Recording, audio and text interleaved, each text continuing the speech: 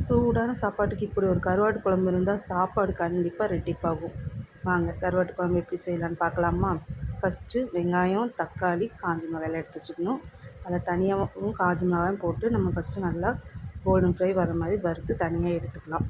இப்போ அதே ஆயிலில் கொஞ்சம் வெங்காயம், தக்காளி இது ரெண்டுத்தையும் நல்லா வறுத்துக்கலாம். இதுவும் நல்லா கொஞ்சம் வதங்கி வர்றப்போ இதில் வந்து கொஞ்சம் ஒரு பிடி அளவு கருவேப்பிலை சேர்த்துக்கணும். கருவேப்பிலையும் போட்டு நம்ம நல்லா வறுத்துக்கலாம். இது நல்லா வறுத்துட்ருக்கிறப்பமே இன்னொரு பக்கத்து அடுப்பில் நம்ம வந்து உருளைக்கிழங்கு, முருங்கைக்காய் ரெண்டுமே தனியாக வேக வச்சுக்கலாம். அது நல்லா கொதிச்சு வெந்துட்டுருக்கு. இப்போ நம்ம வறுத்து ஆற வச்சது எல்லாத்தையும் ஒரு மிக்ஸி ஜாரில் போட்டு நல்லா கிரைண்ட் பண்ணி எடுத்துக்கலாம்.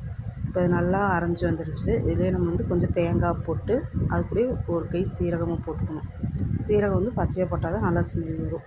சீரகம் போட்டு இது நல்லா நைஸாக அரைச்சிட்டு வேறு ஒரு பாத்திரத்தை அடுப்பில் வச்சு அதில் வந்து நம்ம அரைச்சி வச்சுருக்க பேஸ்ட்டை போட்டு நல்லா கொஞ்சம் கொதிக்கட்டும். கொதி வரட்டும். அந்த பச்சை வாசனைலாம் போட்டு ஏற்கனவே வதக்குனது அதனால் ஈஸியாக பச்சை வாசனை போயிடும்.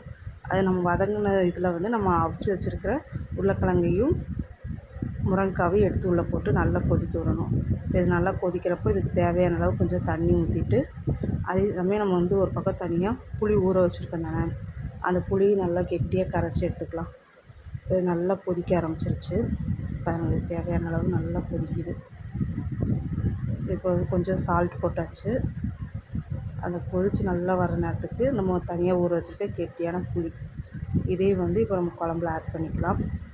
புளி ஆட் பண்ணதுக்கப்புறம் தேவையான அளவு உப்பு போட்டு நம்ம கருவாடு நல்லா வாஷ் பண்ணி வச்சுருக்க கருவாடு போட்டு வேண்டியதான். இப்போ அதே கடாயில் கொஞ்சம் எண்ணெய் ஊற்றி கருவேப்பிலை போட்டு கடுகு போட்டு தாளித்து கொட்டிட்டோம்னா நம்ம நாட்டு ஸ்டைலில் சுவையான கருவாட்டு குழம்பு ரெடி.